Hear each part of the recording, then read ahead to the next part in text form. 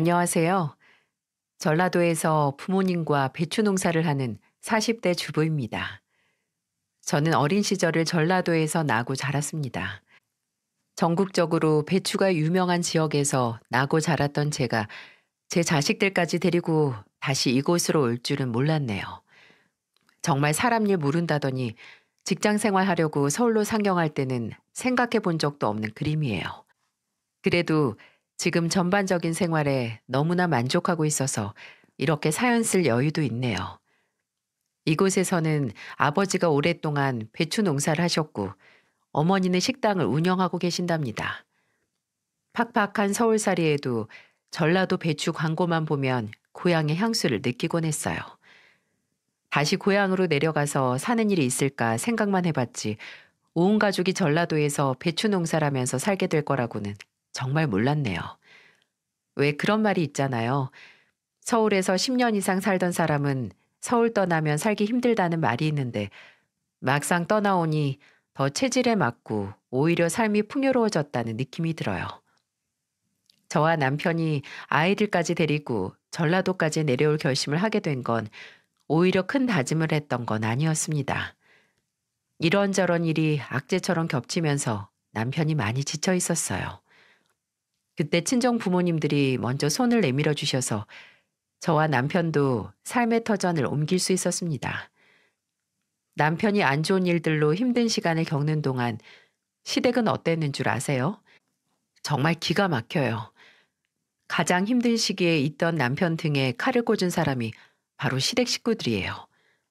지금도 어머님이 남편에게 했던 모진 말들, 그리고 아버님의 냉정한 태도는 눈에 선명하고 자다가도 생각이 날 정도랍니다.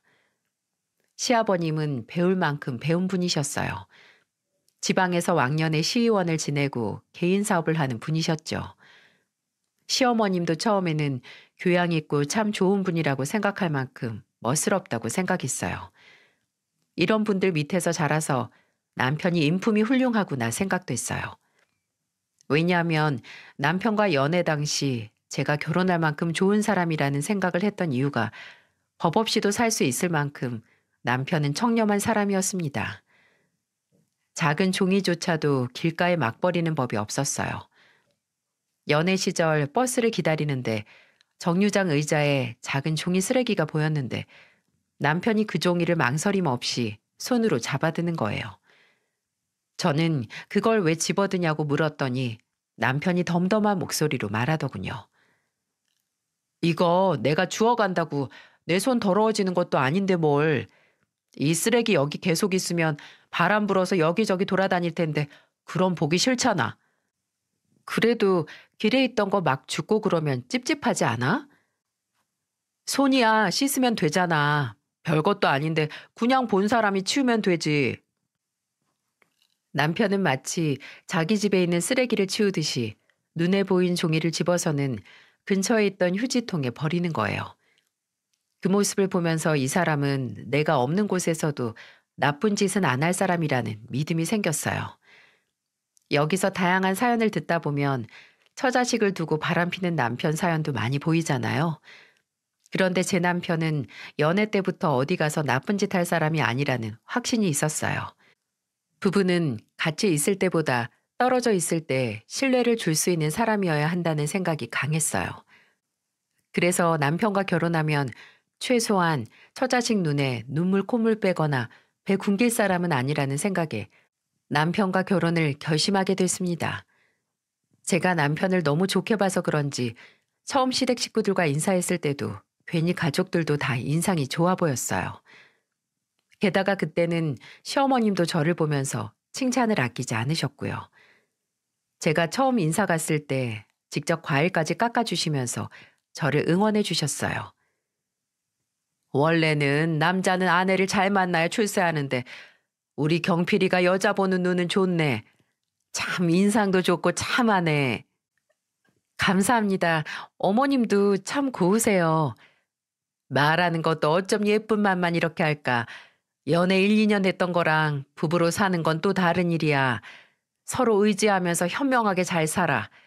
내가 말 안 해도 야무지게 잘 살 것 같아서 내가 걱정도 안 하지만 시어머님께서는 제가 마음에 쏙 든다며 칭찬을 아끼지 않으셨고, 시아버님께서도 딸이 하나 더 생긴 것 같다며 좋아하셨어요. 옆에 있던 시누이도 편한 언니가 생긴 것 같다면서 같이 장난스럽게 웃었습니다. 당시에 시숙님과 형님이 있었지만 시누이는 형님과 가까운 사이 같진 않았어요. 형님은 대기업에 다니고 있었고 그 당시 시숙님은 공부 중이라는 말만 들었죠. 그 후 제가 결혼하고 나서 시숙님이 지방에 있는 대학에서 교수로 일하게 됐다는 소식이 들렸어요. 결혼 후 임신했을 당시였는데 시어머니께서 가장 기뻐하시면서 가족들을 모아놓고 진수성찬을 차리셨어요.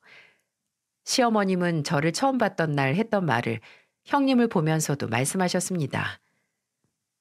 우리 장남이 마누라를 잘 만나서 승승장구하는 것 좀 봐. 아주 기특해. 내조를 잘해야 안 될 일도 되게 하는 건데 너도 고생 많았다. 저 한 거 없어요. 이 사람이 열심히 했던 거죠. 집안일 신경 안 쓰게 해주고 애들 보는 게 쉬운 줄 알아. 앞으로도 지금처럼만 잘하면서 살아.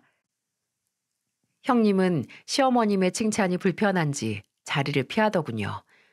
그러자 어머님은 밥을 먹는 저와 남편을 보면서 이런 말씀을 하셨어요.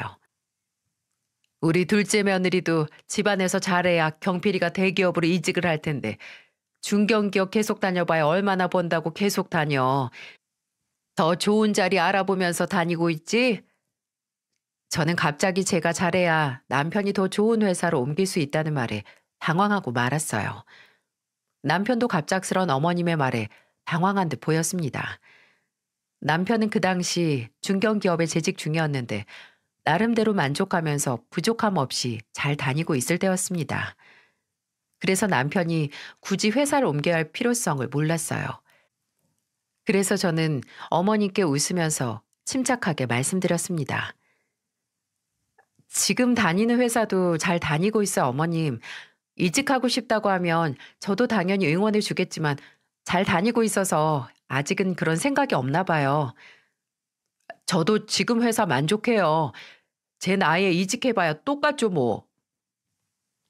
제 말에 남편도 거들며 어머님께 말씀드렸어요. 하지만 어머님은 못마땅하신지 혀를 차며 저를 쳐다보셨어요. 그리고는 저를 보면서 지적하듯이 말씀하셨고요.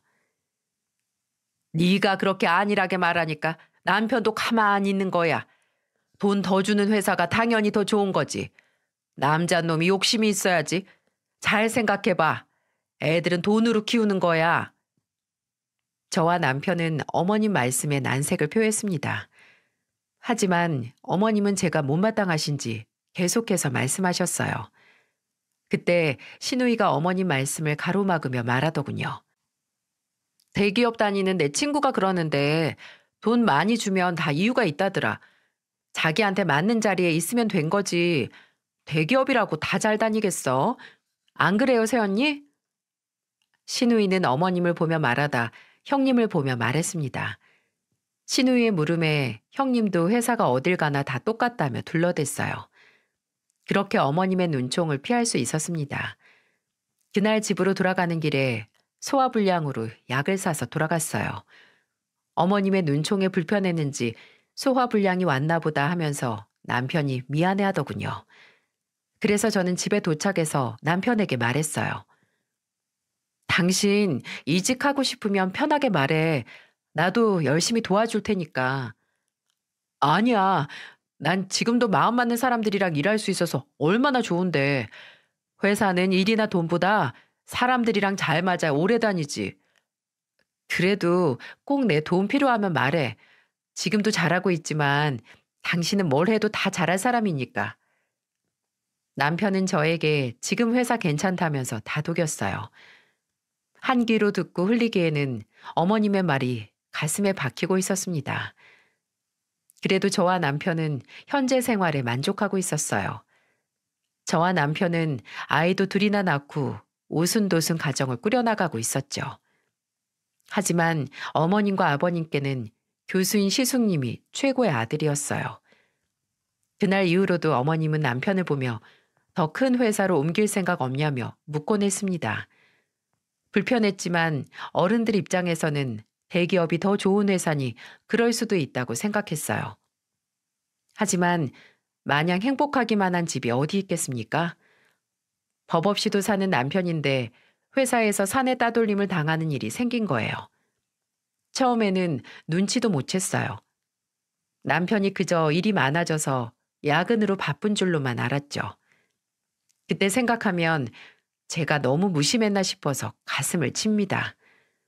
그러다 하루가 다르게 야위어가는 남편을 보면서 그날도 밤늦게 퇴근한 남편을 불러앉혀 놓고 물어봤어요. 당신 요즘 무슨 걱정 있어? 안색도 영 안 좋고 왜 이렇게 살이 쭉쭉 빠지는 거야? 어디 아픈 거 아니야? 병원에 검진이라도 받으러 갈까?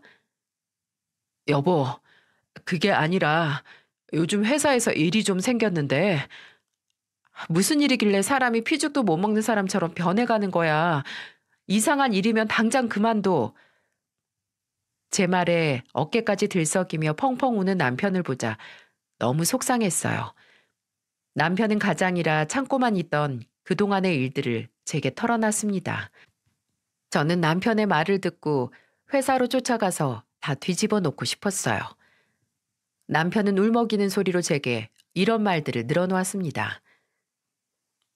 그동안 가까이 지내면서 일하던 임원분이 갑자기 6천만 원을 빌려달라는 거야. 그래서 당연히 여윳돈도 없고 돈 거래는 곤란하다고 하니까 날 팀에서 완전히 배척시키더라. 팀에서 제일 높은 사람 눈밖에 나니까 팀원들도 날 외면하는 거야. 그동안 같이 일한 정이고 뭐고 아예 없는 사람 취급까지 하니까 내가 너무 힘들었어. 저는 남편이 털어놓는 말을 듣고 황당했어요. 뉴스로만 듣던 사내 왕따가 제 남편이 될 거라고 제가 상상이나 했겠습니까? 그동안 그저 바쁜 시기라서 남편이 야근이 많은 줄만 알았어요. 알고 보니까 남편은 그동안 퇴근 시간만 되면 업무를 과중하게 받았고 그 일마저도 임원이 출근하기 전까지 보고서로 만들어두라는 지시를 받았던 거예요. 임원이 퇴근 시간에 내일 아침까지 해달라는데 대충 하고 퇴근할 수 있는 직장인이 있을까요? 제 남편은 그 와중에도 일이라도 잘하면 다시 회사를 잘 다닐 수 있지 않을까 싶어서 최선을 다했던 거예요. 하지만 남편의 회사 생활은 좀처럼 나아지지 않고 있었습니다. 천성이 착했던 남편인지라 그동안 꾹꾹 참아오다가 제게 모든 걸 털어놓은 날 회사에도 임원을 고발했다고 하더군요. 저는 남편이 그동안 얼마나 힘들었을까 싶어서 꼭 안아주며 달래줬습니다. 저는 남편의 어깨를 두드리며 말했어요. 여보, 힘들면 언제든지 나와. 알았지? 나는 세상에서 당신이 제일 소중해. 그런데 당신이 계속 그 회사에서 다치고 있다고 생각하면 나도 같이 힘들어. 그러니까 꼭 더 못하겠으면 나한테 말해줘. 고마워, 여보. 그래도 내가 가장인데 회사에는 고발했으니까 조치를 취해줄 거야. 우선 해볼 때까지 해볼게. 그날 밤 남편과 저는 무슨 일이 생기면 꼭 말하기로 약속까지 하고서야 잠에 들 수 있었어요. 저는 남편이 회사 임원을 고발하면 어떤 징계가 내려지거나 팀이라도 이동시켜 줄 거라고 생각했습니다. 하지만 팀 이동도 시간이 걸렸고 해당 임원은 남편에게 보복성 업무를 더 가중시켰어요. 결국 회사에 고발하고도 남편의 일상은 달라진 게 없었습니다. 남편은 우울증에 불면증까지 시달리며 섭식 장애까지 생길 정도였어요.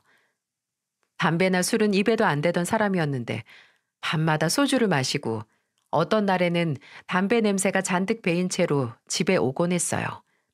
그야말로 사람이 타락하는 게 이런 거구나 싶었습니다. 아무리 힘들어도 힘들다는 말은 잘 안 하던 남편이 매일같이 제게 하소연을 했어요. 이제는 회사에 희망이 안 보여. 내일은 더 힘들겠다는 생각밖에 안 들어. 남편의 말에 저는 마음이 찢어지는 듯 했습니다. 매일같이 회사가 두렵다는 말과 더 이상 그만 살고 싶다는 말의 반복이었어요. 한 번은 남편이 일요일 저녁에 제게 이런 말까지 했습니다.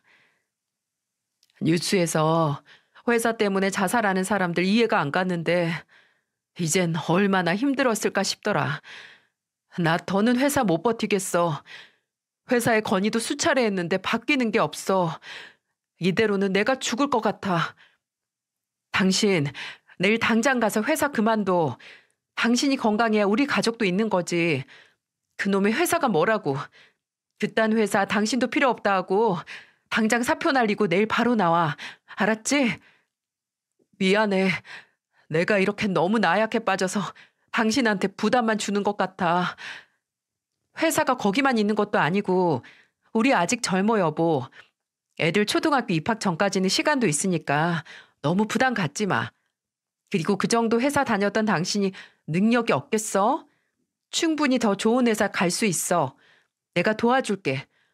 가족이 있는데 뭐가 걱정이야. 아무 걱정 말고 그만두고 나와.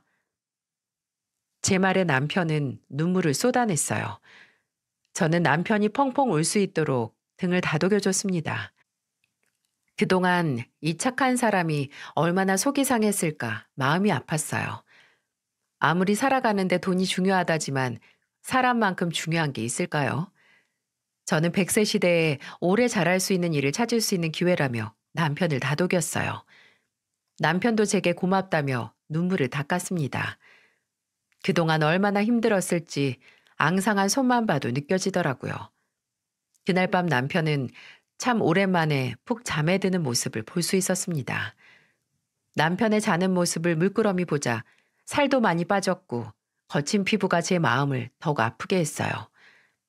그렇게 남편을 괴롭히던 회사를 그만두고 한동안 편안한 얼굴로 지냈습니다.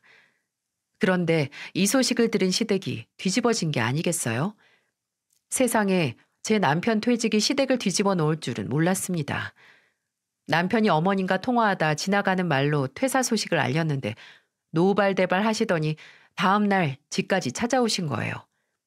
대낮에 오셔서 아이들이 없어서 다행이라고 느낄 만큼 어머님은 막말을 쏟아 부으셨어요. 집에 오자마자 어머님은 남편을 보며 손가락질을 하며 소리치셨습니다. 너 회사를 왜 그만둬? 정신 나갔어? 애들은 뭐 땅 파서 키울 거야? 그 좋은 회사를 왜 그만두냐고? 말씀드렸잖아요. 회사에서 따돌림이 있었다고요. 남자놈이 그런 걸 못 참아서 지금 회사 나왔다고 떠드는 거냐? 내가 너 대학 보내려고 쓴 학원비, 과외비가 다 얼만데 지금 장난해? 그깟 일로 나가 떨어질 거면 뭐 해 먹고 살려고 그러는 거야? 뭐 사회생활이 네 맘대로 될 것 같아? 저는 모진 말로 남편을 핍박하는 어머님이 이해가 안 갔어요. 게다가 어머님은 남편에게 집안 망신이라며 발을 구르며 화를 내시는 겁니다. 남편도 계속해서 화내는 어머님을 보며 답답하고 억울했는지 목에 핏대를 세우며 말했습니다. 엄마, 저 정말 죽을 만큼 힘들어서 그만둔 거예요. 그런데도 제 탓이에요? 어쩌면 괜찮냐고 물어봐 주지도 않으세요. 왜 이게 제 탓인데요? 그리고 제가 배울 만큼 배웠는데 하려면 언제든지 할 수 있어요. 남들은 그 자리라도 들어가려고 애쓰는데 네가 쉽게 걷어차고 나오니까 답답해서 그러지, 답답해서. 지 형만큼만 해도 내가 걱정을 안 해. 너는 나약해서 뭐든 그렇게 쉽게 그만두잖아. 남편의 말에도 어머님은 시숙님 얘기까지 꺼내며 남편을 공격했어요. 저는 왜 이게 시숙님과 비교될 일인지 이해가 안 갔습니다. 같은 분야에 있는 형제도 아닌데 왜 둘이 똑같이 살아야 하나 싶더라고요. 그런데 남편에게 마구잡이로 막말을 쏟던 어머님의 눈총은 갑자기 저를 향했습니다. 그리고는 갑자기 들고 있던 가방을 소파에 던져버리면서 저를 보며 손가락질을 하시면서 화를 버럭 내셨어요. 너 때문이지? 네가 옆에서 그만두라고 꼬신 거지? 안 그러고서야 심장이 콩알만한 애가 쉽게 회사를 나올 수가 없어. 네가 진짜 현명했으면 남편이 힘들어도 회사를 못 나오게 했어야지. 그깟 일로 회사를 나오게 만들어? 저는 기가 막혔어요. 갑자기 저를 탓하시면서 화를 내시는데 제가 황당하지 않겠습니까? 갑작스런 상황에 남편도 당황했는지 어머님을 말려봤지만 역부족이었어요. 저도 어머님께 해야 할 말은 해야 된다고 생각했어요. 어머님, 그깟 일이라뇨. 저 사람 그동안 산송장 같았어요. 지금 회사 나오고 사람이 좀 괜찮아진 거지. 옆에서 보면 곧 죽을 사람 같았다고요. 아무리 좋은 자리라고 해도 사람이 죽을 만큼 힘들어하면 그게 다 무슨 소용이에요. 그리고 저번에는 더 큰 회사로 옮기라고 하셨잖아요. 다니면서 옮기라는 거지. 누가 때려치고 나오래? 젊은 사람도 취업 못하고 있는데 다 늙은 아저씨를 누가 데려다 쓸 건데. 네가 내 아들 인생 망친 거야. 이래서 집안의 여자가 잘 들어야 하는 법이야. 어머님 걱정하시는 건 아는데요. 저희도 다 생각이 있고 계획이 있으니까 그만하시고 계속 화만 내실 거면 돌아가 주세요. 저의 단호한 태도에 어머님은 기가 막히다는 듯 더 역정을 내셨어요. 저는 그런 어머님을 두고 아이들을 데리러 가야 한다며 집을 나와버렸어요. 그 이후 남편이 어머님을 달래서 집에 모셔다 드렸다고 하더군요. 도무지 이해가 안 갔습니다. 아들이 그렇게 힘들어하다 퇴사를 했다면 응원해줘야 하는 거 아닌가요? 저는 아이들을 데리고 집으로 와서 남편에게 너무 신경 쓰지 말라고 했어요. 남편도 제게 미안하다며 사과를 했지만 신경 쓰지 말라고 했습니다. 저는 남편이 충분히 능력 있는 사람이라고 생각했어요. 그래서 남편에게 신경 쓰지 말고 할 일에만 집중하자고 했어요. 그런데 남편이 회사에서 따돌림을 피하자 어머님이 저희 가족을 가족 행사에서 빼기 시작하는 겁니다. 아버님 생신이 가까워오길래 어머님께 전화해서 같이 외식이나 할까 하고 전화드렸더니 아버님 회사가 바빠서 그냥 넘어가야겠다고 하시는 거예요. 저는 정말 그런 줄로만 알았어요. 하지만 제가 그래도 아버님 생신을 그냥 넘어갈 수 없어서 고민하다 형님과 같이 선물이라도 챙겨드릴까 싶어서 의논하려고 전화를 드렸죠. 그랬더니 형님이 의아한 듯 묻는 겁니다. 아버님 생신 선물? 그날 어머님이 다 같이 1박 2일로 근교 놀러 가자고 하시던데 동서 몰랐어? 네? 어머님이 저한테는 바빠서 그냥 넘어간다고 하시던데요. 어머님이 말을 안 하셨나? 이게 무슨 일이야? 난 잘 모르겠네. 제가 어머님께 확인해 볼게요. 형님도 저만큼 당황하셨는지 횡설수설 하시길래 제가 어머님께 전화를 드리겠다며 전화를 끊었습니다. 가슴이 쿵쿵 뛰기 시작했어요. 아무리 그래도 그렇지 이런 식으로 가족 행사에 저희 가족을 빼버릴 줄은 몰랐거든요. 그래서 떨리는 마음을 진정시키고 어머님께 전화를 드렸습니다. 어머님께 자초지종을 말씀드리자 어머님은 별거 아니라는 목소리로 제게 말하시더군요. 지금은 황당합니다. 되려 제게 쏘아붙이듯 어머님은 이런 말씀을 하셨어요. 너네 가족이 와서 밥만 먹고 가려고? 돈도 못 버는데 빈손으로 와서 밥만 먹고 가는 꼴을 어떻게 보니? 그냥 집에서 빨리 회사나 알아봐. 애들 보기 창피하지도 않니? 그러니까 너라도 대기업 같은 회사 다녔으면 좀 좋아? 어머님, 그래도 그렇지 이런 식으로 하시는 건 정말 아닌 것 같네요. 그럼 너희 아버님 생신이라고 뭐 해올 건데? 네 형님은 아버님 양복 한 벌 맞춘다더라. 너네는 입에 풀칠하기도 바쁘잖아. 이래서 내가 직업부터 학교까지 다 따져서 며느리 들여야 된다는 거야.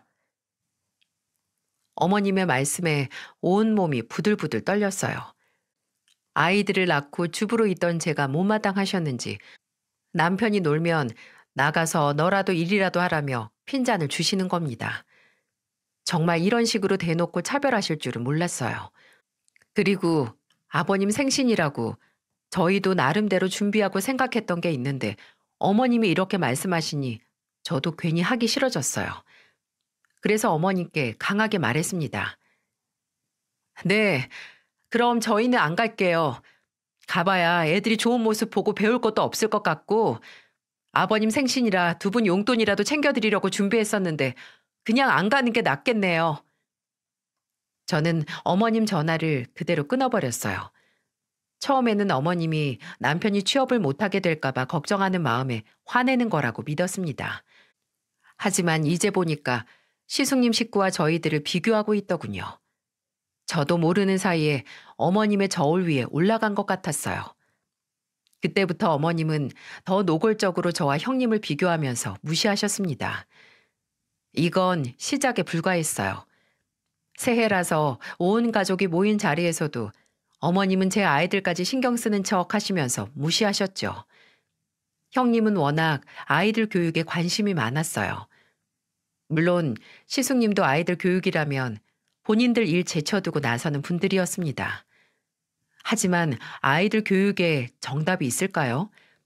저희는 그저 아이들이 배우고 싶다는 게 있다면 사교육을 등록해주곤 했어요.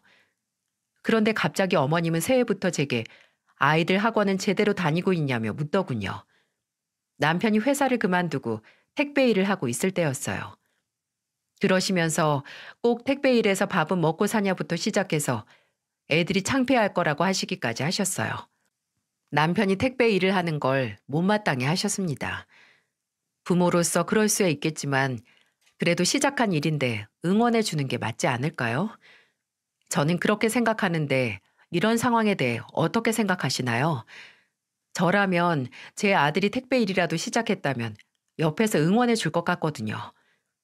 하지만 어머님은 그조차도 제 탓이라면서 제가 남편 발목을 잡는다면서 역정을 내셨습니다. 어머님은 시숙님이 교수로 일한다는 게 제일 자랑인 분이셨어요. 그러니 제가 내조를 잘해서 남편이 사회생활 할 수 있도록 해야 된다고 눈치를 많이 주셨어요. 사실 시숙님도 교수긴 해도 지방에 있는 이름도 모를 학교에서 강의하고 계셨어요. 그래도 그 교수라는 직함이 좋으셨던 거예요. 그날도 어머님은 새해부터 저를 보며 애들 교육은 잘 시키고 있냐며 물으셨습니다. 그냥 아이들이 원하는 공부 시켜주고 있다고 말했어요. 그랬더니 어머님은 형님과 저를 또 비교하며 말하셨습니다. 공부를 어떻게 하고 싶은 것만 해. 너는 생각이 너무 짧은 거 아니니? 큰 며느리는 애들 학원도 다 알아보고 미리 등록한다는데 애들이 하고 싶다는 것만 해주려면 네가 평생 품고 살 거야? 어머님, 애들이 하고 싶다고 해야 가서도 많이 배우는 거죠. 저는 아이들이 원하는 공부 아니면 시킬 생각이 없어요. 그러니까 네 남편도 택배 일이나 하게 놔두는 거겠지. 너도 참 일이 뭐가 잘못되는지도 모르고 천하태평이다. 그날은 저도 어머님의 말이 가시처럼 가슴에 박히더군요. 특히 아이들 문제까지 형님과 붙여가며 비교하실 줄은 몰랐어요. 남편도 화가 났는지 어머님을 말리며 말했습니다. 엄마, 그만 좀 하세요. 애들 일은 저희가 알아서 해요. 알아서 한다고 하는 게 택배 일이니까 내가 걱정돼서 하는 말 아니야. 이게 지금 걱정으로 하는 말이 아니잖아요. 불만 있으시면 저한테 말하세요, 저한테. 집안에 여자가 단단히 잘못 들었어. 아유, 큰애가 승승장구하는 것만 봐도 여자가 중요하다니까. 저는 결국 어머님의 말에 폭발하고 말았어요. 그 상황을 방관하는 아버님도 암묵적으로 동의하시는 것 같았습니다. 왜 제 남편과 제가 무시를 당해야 할까요? 정직하게 피땀 흘려 버는 돈이 죄인가요? 무슨 범죄를 저지른 것도 아니고 이렇게 무시당할 이유가 전혀 없었다고 생각했어요. 결국 저는 어머님을 보며 소리치면서 말했습니다. 어머님, 아이들 적성에 맞게 제가 알아서 잘하고 있으니까 걱정 마세요. 그리고 형님은 애들이 저희 애들보다 컸으니까 하고 있는 거죠. 애들은 저희가 알아서 할 테니까 이만 가볼게요. 이런 말만 안 듣고 커도 아이들은 더 잘 클 것 같네요. 제가 어머님을 보며 말하자 어머님은 제가 이기려 든다며 화를 내셨어요. 되려 저에게 잘못된 줄도 모르고 속 편하게 산다며 제 식구들이 다 망할 거라고 소리치셨어요. 저는 아이들이 혹시나 들을까 싶어서 얼른 시댁을 나와버렸어요. 눈물이 울컥했습니다. 저는 아이들과 남편 네 식구 별 문제 없이 잘 살고 있다고 생각했어요. 누구 하나 아프지 않고 건강하게 잘 살면 되는 거 아닌가요? 괜히 아이들한테 오늘 일이 상처가 되지 않을까 싶어 미안했습니다. 오히려 아이들은 엄마 괜찮냐며 물어오는 모습을 보자 웃음이 나오더라고요. 저는 지금처럼 근심 걱정 없이 남편이 지냈으면 좋겠고 아이들도 건강하기만을 바랬어요. 남편이 택배 일을 시작하고 몰라보게 건강해졌거든요. 몸은 좀 힘들어도 정신적으로 편안하니 좀 살 것 같다고 말할 정도였습니다. 이 정도만 돼도 정 괜찮았어요. 그래서 어머님의 모진말 신경 쓰지 말자며 스스로를 다독였습니다. 그냥 우리 가족만 괜찮으면 괜찮은 거라고 스스로를 위로했네요. 남편도 집에 오자 저를 위로해 줬어요. 사실 남편 덕에 어머님의 무시도 이겨낼 수 있었습니다. 그런데 별일 없던 시댁에 불행의 그림자가 덮치기 시작했어요. 아버님이 간암 판정을 받으신 겁니다. 그래서 당장 간이식을 받아야 하는 상황이었죠. 아버님은 자식 셋을 불러 모았어요. 약주를 워낙 좋아하신 분이라 건강이 걱정된 적이 많았는데 결국 이렇게 큰 병에 걸리신 거예요. 아버님은 자식들을 세워놓고 말씀하셨습니다. 간암이라는데 내가 간이식을 받아야 한대. 셋 다 검사받고 누가 나 이식 좀 해줄 수 있겠니? 순간 병실안이 쥐죽은 듯 조용해졌어요. 아버님과 어머님이 그렇게 아끼던 시숙님은 먼 산만 보다 눈치 보면서 말했습니다. 요즘 세상에 간이식 잘못해주면 큰일 나요. 돈도 아니고 장기를 달라고 하면 어떤 자식이 주겠어요. 저 애가 둘인데다가 한창 돈 벌 때라서 애 엄마도 반대할 거예요. 차가운 시숙님의 말에 아버님은 어쩌고 하셨어요. 그런데 그때 남편이 나섰습니다. 갑자기 본인이 간이식을 하겠다며 나서는 거예요. 모두 놀라 있는데 홀로 침착하게 말했습니다. 제가 아버지 없었으면 이렇게 살아 있겠어요? 그러니 당연히 제가 해야죠. 여동생 부담 주고 싶지 않고 바로 검사해서 아버지한테 적합하다고 하면 제가 할게요. 그게 맞는 것 같아요. 남편의 말에 아버님은 울컥한 목소리로 말씀하셨어요. 네가 나 간이식만 해주면 내 전 재산 다 너 물려주마. 절대 이 생각에는 변함이 없다. 정말 고맙다. 내가 자식 하나는 잘 키웠네. 잘 키웠어. 저는 솔직히 남편의 선택을 반대하고 싶었어요. 택배 일이 체력적으로 힘든 일인데 남편 건강이 가장 먼저 걱정됐거든요. 까맣게 타들어가는 제 속도 모르고 남편은 아버님 간 공여자로 적합한지 검사를 받았습니다. 결과는 남편이 공여자로 적합하다는 결과였어요. 이걸 제가 기뻐해야 할까요? 울어야 할까요? 저는 혹시나 남편이 잘못될까봐 걱정이 많았습니다. 그래서 저는 조심스럽게 남편에게 물었어요. 지금이라도 못하겠으면 못한다고 말해. 괜찮아. 나 살면서 부모님 원망스러울 때 많았어. 그런데 당장 아버지가 얼마나 무서우실까 걱정도 되고 아버지 덕에 내가 이렇게 세상에 태어나서 당신이랑 가정도 꾸렸잖아. 효도한다고 생각해. 그래도 수술받다 잘못되면 어떡해? 요즘 기술이 얼마나 좋은데 걱정하지 마. 당신 알잖아. 나 착한 병에 걸린 거. 농담이고 내가 우리 아버지 나 몰라라 하면 우리 자식들이 뭘 보고 배우겠어. 당신이 이해 좀 해줘. 당신이 기도 좀 많이 해줘. 저는 남편의 말에 더는 말릴 수 없었어요. 남편의 뜻이 저런데 제가 어떻게 막을 수 있겠습니까?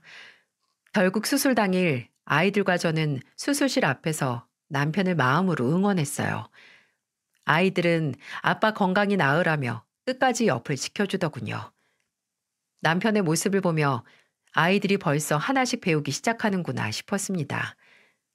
부디 남편이 건강하게 나와서 기특한 아이들의 모습을 봤으면 좋겠다 생각했어요. 그렇게 1시간이 1년 같던 시간이 지나고 남편은 무사히 수술을 끝냈습니다. 아버님도 간 이식 후 건강을 되찾아가고 계셨어요. 하지만 사람이 화장실 들어갈 때 나올 때 마음가짐이 다르다고 하잖아요. 설마 했는데 아버님은 간 이식 후 태도가 바뀌셨어요. 정말 상상도 못했습니다. 아무리 기술이 좋아졌어도 간을 떼준다는 건 큰 결심이잖아요.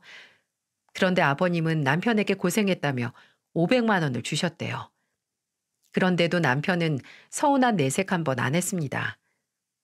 본인이 돈을 바라고 했던 일도 아니고 아버지만 건강하면 된다는 거예요. 그래도 남편은 내심 아버님의 태도에 상처를 받았는지 집에서 홀로 술을 마시곤 했어요.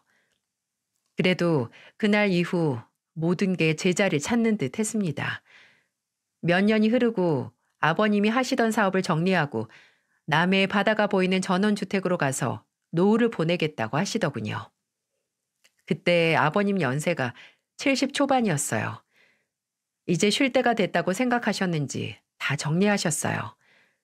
하지만 문제는 그때부터 시작됐습니다. 남편도 뒤늦게 알게 된 사실이에요. 어느 날 형님이 전화해서 제게 엉뚱한 질문을 하는 거예요. 이번에 아버님이 사업 정리하시면서 재산을 절반 주셨는데 절반 치고는 금액이 조금 적은 것 같아서 동선에는 그때 간이식 해줘서 좀 더 받았어? 저는 처음 듣는 소리에 깜짝 놀랐어요. 형님은 제가 아버님께 뭐라도 받은 줄 알고 물어보신 거예요. 하지만 저는 금시초문이었어요. 결국 형님의 전화로 모든 사실을 알게 됐어요. 저는 혹시나 남편은 받은 게 있는지 남편을 불러서 물어봤습니다. 아버님이 시숙님한테 재산을 절반이나 주셨다는데 형님은 그것도 조금 부족한 것 같다고 하더라. 당신 알고 있었어? 뭐? 그게 무슨 말이야? 난 전혀 몰랐어. 나는 목숨 걸고 간이식까지 해줬는데 나 더 이상은 못 참아. 남편은 그때야 폭발하고 말았어요. 그동안 쌓였던 서름 때문에 남편은 남해까지 시부모님들을 찾아간 겁니다. 저 같아도 답답해서 지구 끝까지 찾아갔을 거예요. 남편은 도착하자마자 시아버님 앞으로 가서 큰 소리로 말했습니다. 아버지, 어떻게 저한테 이럴 수 있으세요? 그래도 집안에서는 장남이 잘 돼야 집안이 사는 거야. 너는 택배일 하는 주제에 그 재산 받아서 어디다 쓰려고. 당장 자기 밥그릇도 못 챙기는 자식한테 내가 뭘 줄 수 있겠어. 아버지, 저 목숨 걸고 아버지한테 간이식도 했어요. 그런데도 저한테 어떻게 이렇게까지 하실 수 있으세요? 내가 너한테 재산 물려주면 너 그거 어떻게 할 줄 몰라서 한순간에 다 잃을 게 뻔한데 그 꼴을 내가 어떻게 봐. 내가 죽으면 네 목숨 그때 줄 테니까 기다려. 당장은 절대 못 준다. 남편은 너무 억울해서 아버님께 실망을 금치 못했어요. 결국 허탈한 거 황당함에 아버님을 보며 소리쳤습니다. 저한테 전 재산 준다고 하시고서 500만 원 주셨을 때도 저 한마디 안 했어요. 저는 자식도 아니에요?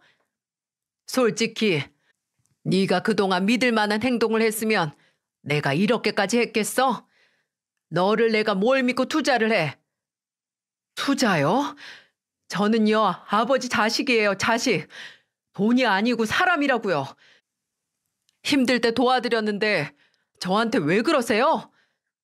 내가 그래서 죽으면 돈 준다잖아. 네 형은 돈이 필요하다고 하니까 내가 좀 준 거다. 남편은 시아버지의 말에도 아랑곳하지 않고 힘을 주면서 말했습니다. 그 돈 저 안 받을 거예요. 그 대신 누가 부모님한테 진정한 자식인지 생각해 보세요. 형은 아버지 아프다고 했을 때 가장 먼저 도망간 사람이에요. 이렇게 하신 거 반드시 후회하실 거예요. 저는 이제 앞으로 부모 없다고 생각하고 살 거예요. 다신 저한테 연락하지 마세요. 나도 너 같은 아들 필요 없어. 그렇게 아버님과 남편은 서로 안 보고 살겠다고 화를 냈어요. 저는 남편을 다독이며 나오려 했습니다. 그랬더니 그때 옆에 있던 어머님이 이런 말을 하더군요. 점쟁이가 그러는데 너는 마누라랑 계속 살면 인생이 그지 같을 거래. 지금 얘랑 갈라서야 네가 사는 거야. 당장 이혼하면 돈 떼줄 테니까 잘 생각해. 어머님은 저를 흘겨보면서 말씀하셨어요. 남편은 어머님의 태도에 질렸다는 듯이 말했어요. 또 점 보셨어요? 저는 그런 점쟁이보다 처자식이 더 중요한 사람이에요. 평생 점이나 보면서 사세요. 아들 다신 찾을 생각 마시고요. 남편은 매몰차게 집을 나와버렸어요. 한바탕 난리를 치고 집에 왔는데 뒤늦게 소식을 들은 시누이가 저한테 전화를 해서 하소연을 했습니다. 시누이도 맨날 큰아들만 감싼다며 불만이 많았어요. 정말 집안이 쑥대밭이 된 상태였어요. 겉으로만 보면 재산 상속의 문제지만 자세히 보면 그동안 시부모님의 자식 차별이 불러온 화근이었습니다. 그런데 시부모님이 뒤통수 제대로 맞는 일이 벌어졌어요. 바로 시숙님이 아이들을 데리고 캐나다로 이민을 간 겁니다. 정말 상상도 못했어요. 그동안 자식 교육에 신경을 많이 쓰고 있다는 건 알았는데 이렇게 다 갈 줄은 몰랐던 거예요. 게다가 아버님께 미리 받은 돈으로 갔을 줄은 상상도 못했어요. 그런데 뒤늦게 사태를 파악한 어머님은 저에게 전화해서 하소연을 하셨습니다. 이놈의 새끼가 우릴 배신했어. 어떻게 부모를 버리고 떠날 수가 있니? 나는 정말 이해를 할 수가 없다. 어쩌다 전화해도 바쁘다고 끊어버리고 손주 좀 보여달래도 애들 공부한다고 안 들려주고 우리를 완전 찬밥 취급해. 돈을 괜히 줬어. 저는 어머님의 하소연에 기가 막혀서 말했습니다. 저희랑은 인연 끊기로 하셨잖아요. 왜 저한테 하소연을 하세요? 살다 보면 부모 자식 간에 부딪힐 수도 있지. 이런 걸로 뭘 인연을 끊어. 이제 보니까 중간에서 내 아들 조종한 게 다 너구나. 마음대로 생각하세요. 이젠 저도 해명하고 싶지도 않네요.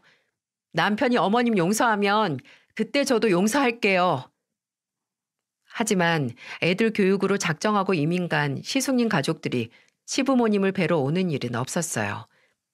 시간이 지날수록 어머님과 아버님은 둘만 남겨진 상태였습니다. 시누이도 그때 일로 전혀 찾아뵙지 않는다고 했고요. 그동안 저는 남편을 데리고 전라도 부모님 댁으로 가서 일을 시작했습니다. 제 사정을 전부 아는 아버지께서 남편에게 농촌 일을 배워보라며 제안을 해주신 거예요. 성실하고 우직한 성격의 남편에게 딱이었죠. 하다 보니 남편도 적성에 맞았는지 친정아빠와 환상의 호흡으로 일하고 있어요. 아이들도 자연을 보며 크니까 웃음도 많아지고 즐거워하고 있고요. 서울에 있을 때보다 온 가족이 10배는 더 웃고 즐겁게 살고 있어요. 그렇다고 시댁 식구들과 관계 변화가 있진 않았습니다. 시숙님은 캐나다로 간 뒤부터 아예 연락이 끊겨버렸어요. SNS나 메신저로도 연락이 닿질 않았고요. 그러니 시부모님들 속이 타들어갈 만했어요. 요즘도 명절만 되면 전화가 와서 두 분이서 똑같은 말을 하세요. 경치 좋은 곳에 와도 가족이 없으니까 너무 허전하구나.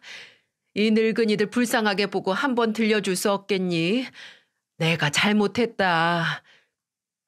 남편은 아직도 시부모님들을 용서하지 않았어요. 그래서 전화가 올 때마다 남편은 강하고 단호하게 거절을 합니다. 캐나다로 가보세요.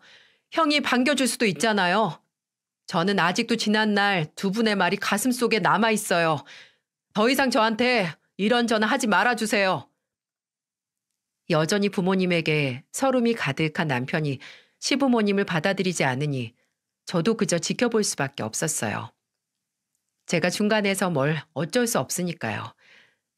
그래서 저한테 연락이 오면 남편에게 사과를 먼저 받으시라고 말하고 전화를 끊어버립니다. 전라도에서 제 친정과 가깝게 지내게 된 남편은 저희 부모님을 정말 친부모처럼 모시고 있어요.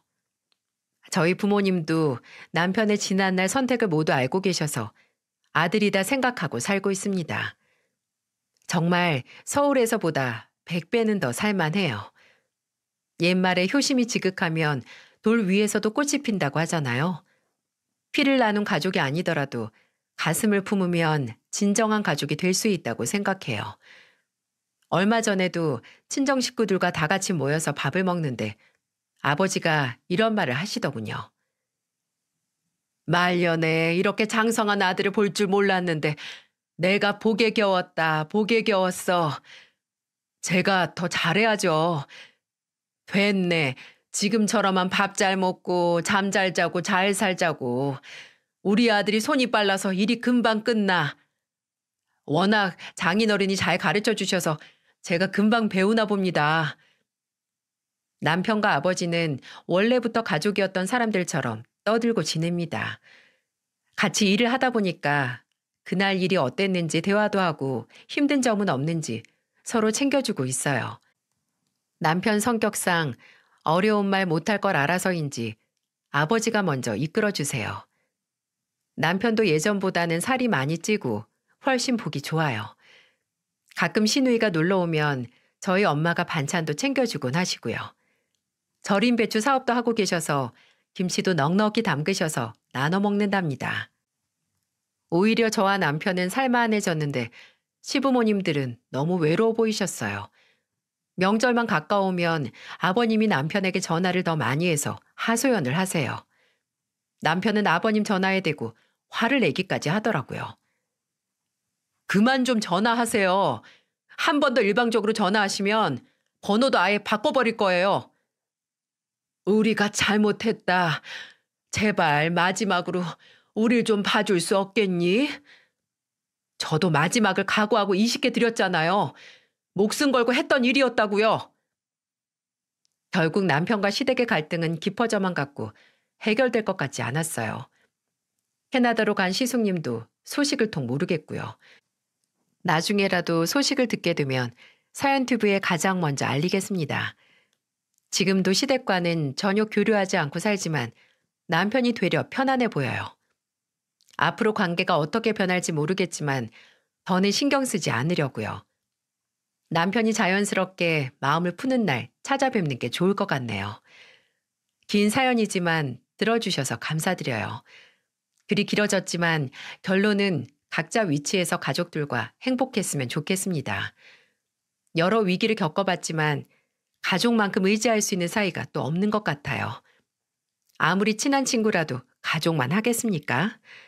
이 사연을 듣는 구독자분들 가정에는 평화만 가득하길 바라겠습니다.